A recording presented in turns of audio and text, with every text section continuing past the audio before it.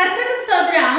தெய்வ சமூகத்தப்ப நிகழ்ச்சியில நம்ம பார்க்கக்கூடிய காரியம், ஆண்டவர் பார்த்தீங்கன்னா நமக்கு சரீரத்திலேயே ரொம்ப முக்கியமான உடல் உறுப்பு நம்மளுடைய கண்கள் தான். அது ரொம்ப முக்கியங்க. இந்த கண்கள் ரொம்ப ரொம்ப ரொம்ப முக்கியம்.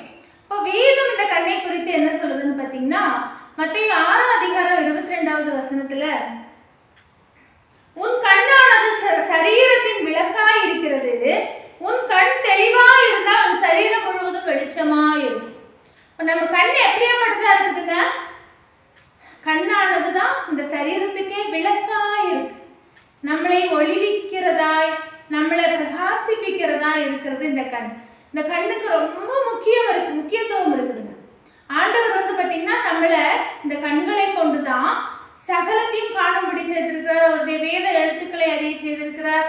அவர் வேதத்தை நம்ம உணர்கிறோம். இந்த கண்ணினால அநேகரை பார்க்கிறோம், அநேகரிடத்துல பேசுகிறோம், நிறைய பிரயோஜனம். இந்த கண்ணு இல்லாதவர்களுடைய நிலைமை ரொம்ப மோசம். அப்போ இந்த கண்ணு ரொம்ப முக்கியம். இந்த கண்களால நல்லவைகளையே காணணும். யாரையும் இச்சையோடு பார்க்கக்கூடாது, தவறாய் பார்க்கக்கூடாது, ஏளனமாய் பார்க்கக்கூடாது, பெருமையாய் பார்க்கக்கூடாது, பேராசையாய் பார்க்கக்கூடாது. இந்த கண்ணினால எவ்வளோ கூடாத காரியங்கள் இருக்கு பார்த்தீங்களா?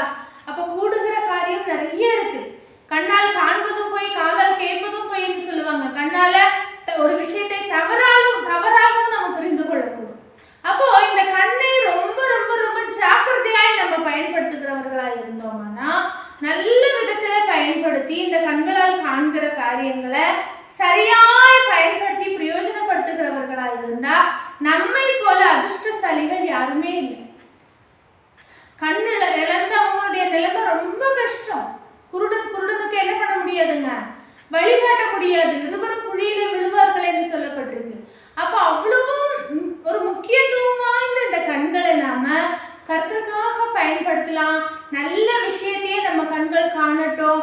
அது நல்ல விஷயங்களையே நம்ம பேசுகிறவர்களா இருப்போம். நல்ல விஷயங்களை வேதத்துல வாசிக்கலாம், நல்ல விஷயங்களை பார்க்கலாம், நல்ல ஜனங்களை தெரிந்து கொண்டு நம்ம அவர்களுக்கு என்ன செய்யலாங்க? சத்தியத்தை போதிக்கலாம். எவ்வளவோ விசேஷம் இந்த கண்கள்ல இருக்கு. அப்போ பாவ காரியத்துக்கும், அசுத்த காரியத்துக்கும், பொறாமையான காரியங்களுக்கும், மேட்டிமையான காரியங்களுக்கும் இந்த கண்களை நம்ம பயன்படுத்தாமல் இருந்தோம்னா இந்த கண்ணுக்கு ஒரு கேடும் வராது.